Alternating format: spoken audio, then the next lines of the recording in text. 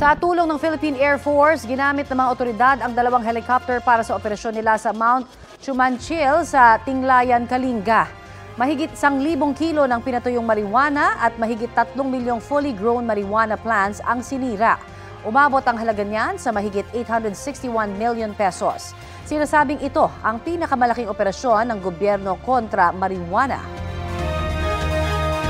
Hindi nababahala at pinagdududahan ng gobyerno ng Pilipinas ang sinabi umano ng Chinese Embassy na may audio recording ito ng isang phone call tungkol sa new model sa West Philippine Sea. Sa sinasabing recording, pumayag daw ang Chinese diplomat at isang opisyal ng Philippine military sa kasunduan kaugnay sa paghawak ng sitwasyon sa Ayungin Shoal. Sabi ni AFP Chief of Staff General Romeo Browner Jr., hindi nila ito bibigyang halaga. Madali lamang din daw mapeke ang transcript at ang mga audio recording gamit ang artificial intelligence. Nagsisilbi lang daw itong distraction mula sa patuloy na agresibong kilos ng China Coast Guard sa West Philippine Sea. Babala naman ng Department of Foreign Affairs, huwag maniwala sa anilay false narratives. Magpapalito lamang daw ito sa mga ahensya ng Pilipinas at sa publiko. Si Defense Secretary Gilberto Teodoro Jr. naman duda sa sinasabing audio recording at ipauubayan na lamang nila sa DFA na alamin ang katotohanan. Kung itong statement ay totoong galing sa Chinese Embassy na sila ay nag-recording ng sino man sa Pilipinas, sila ay umaamin na lumabag sila sa batas ng Republika ng Pilipinas, particularly the anti-wiretapping law. Naghahanda ng briefer ang Department of Justice para kay Pangulong Bongbong Marcos sakaling maglabas ng arrest warrants ang International Criminal Court tungkol sa war on drugs noong Administrasyong Duterte.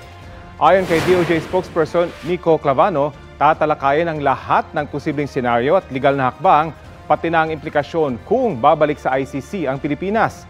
Kasunod ito ng sinabi ni dating Senador Antonio Trillanes IV na nasa Hunyo posibleng ilabas ang warrant laban kay dating Pangulong Rodrigo Duterte at iba pang opisyal. Dati nang iginiit ni Pangulong Marcos na hindi niya kinikilala ang jurisdiction ng ICC sa Pilipinas na kumala sa Rome Statute noong March 2019. Sa peace rally sa Dumaguete City nitong Martes, nagsalita ang dating Pangulo tungkol sa ICC. Bakit sila pupunta dito tapos maghusga? Anong nagawa nila sa akin? Sa atin? Wala!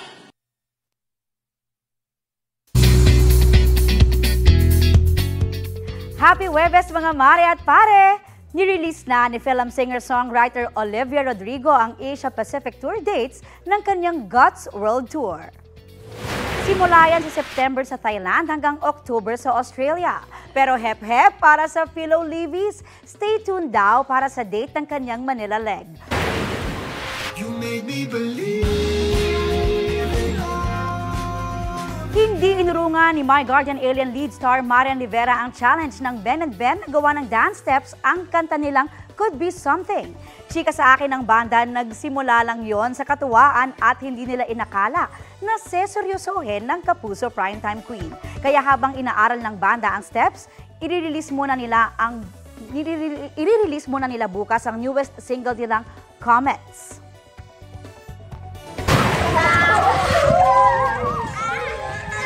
Tila nakahanap ng bagong kalaro ang mga batang yan sa dalampasigan ng Cagayancillo sa Palawan. Isang dugong kasi ang napadpad doon. Sinakyan pa ito ng ilang bata. May humawak din sa buntot nito. Kalaunan ay kusang umalis ang dugong at lumangoy sa mas malalim na bahagi ng dagat.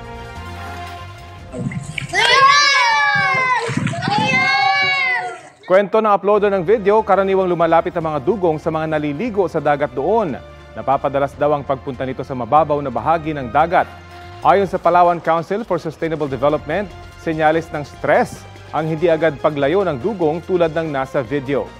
Paalala ng mga otoridad, hindi dapat nilalapitan, nilalaro o hinahawakan ang mga dugong. Sakaling mapadpad sa mababaw na bahagi ng tubig, mas mainam daw na tumawag ng mga otoridad. Ang mga dugong o sikaw ay itinuturing na vulnerable o mataas ang tsansang maubos batay sa International Union for Conservation of Nature. Itinanggi ng Bangko Sentral ng Pilipinas na may ipinamimigay silang pera sa taong bayan. Kasunod po yan ng pagdagsa ng daang-daang tao sa kanilang tanggapan para mag-claim umano ng pera. Balitang hatid ni Marisol Abduraman. Nasa 1,000 tao ang sumuod sa tanggapan ng Bangko Sentral ng Pilipinas sa Maynila.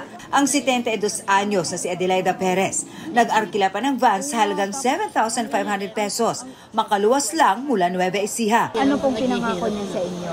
Assistance na pang araw-araw na gastos.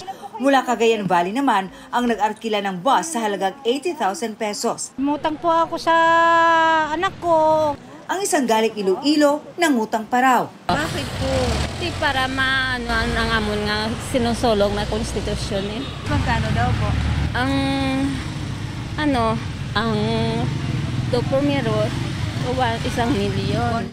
Kahit nga ang hirap nang maglakad na si Aling Lolita, 70 anyos mula Pangasinan, kasama sa mga napadayo. Para mabaklas kasi pagbaklas ito ng kahirapan. Ang hiling nila, ipamigay ang perang katumbas umano ng ginto. Ito ang tinatawag na ang bagong lipunan, which is printed with the backup of gold amounting to more than 100 trillion pesos intended for all the Filipino people. Ang kayamanang nakatago dito sa Bangko Sentral ay fully matured na. Kahit pa wala talagang patagong ginto sa Bangko Sentral, gaya ng sinasabi ng umunoy leader ng grupo. Giit pa ng Bangko Sentral, hindi ito namimigay ng pera sa taong bayan. Sa halip, ay sa pamahalaan ito nagbibigay ng dividendo para sa mga programang mag-aangat sa buhay ng mga Pilipino. Sa gitna ng pagdagsa ng grupo sa BSP, may ilan daw na sumama ang pakiramdam. May mga mangilan-ngilan po na nawalan ng malay, ng hina dahil po sa sobrang init.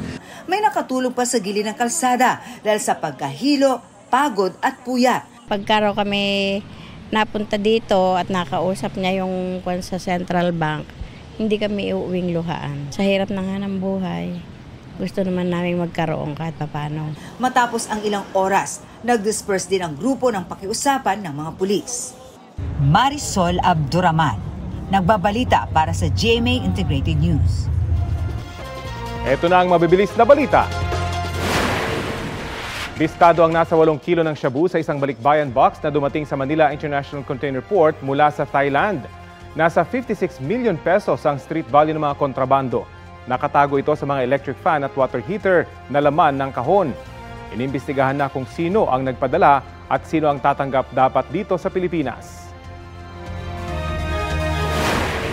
Arestado ang isang lalaki sa Quezon City dahil sa panghahalay umano sa sarili niyang anak na menor de edad. Ayon sa biktima, nagsimula raw ang pangahalay sa kanya noong 2022. Sinubukan niyang magsumbong sa kanyang ina pero hindi raw siya pinaniwalaan. Tumakas at nagsumbong siya sa isang miyembro ng kalapit na simbahan na idinulog ang biktima sa NBI. Nasa pangangalaga ng isang shelter sa Quezon City ang biktima. Sinusubukan pang kunan ng pahayag ang suspect na nakakulong sa bilibid. Mabibilis na balita po tayo. Arestado ang isang lalaki dahil sa iligal na pagbebenta ng baril sa Pasay. Tinangka niyang ibenta sa isang pulis ang kalibre 45 baril sa halagang 60,000 pesos. Depensa niya, napag-utusan lang siya at hindi raw niya talaga kakilala ang nagpabenta nito. Mahaharap siya sa reklamong illegal possession of firearms. Patay ang isang tricycle driver matapos pagbabarilin sa barangay Hulong Duhat sa Malabon. Ayon sa pamilya ng biktima, wala silang alam na may nakaalitan ng biktima. Sa ulat ng Super Radio DZBB, patuloy ang investigasyon ng pulisya para matukoy kung sino ang salarin at kung ano ang motibo sa krimen. Kapuso, para sa mga maiinit na balita, mag-subscribe sa GMA Integrated News sa YouTube. Sa mga kapuso naman abroad, subaybayan nyo kami sa GMA Pinoy TV at sa www.gmanews.tv.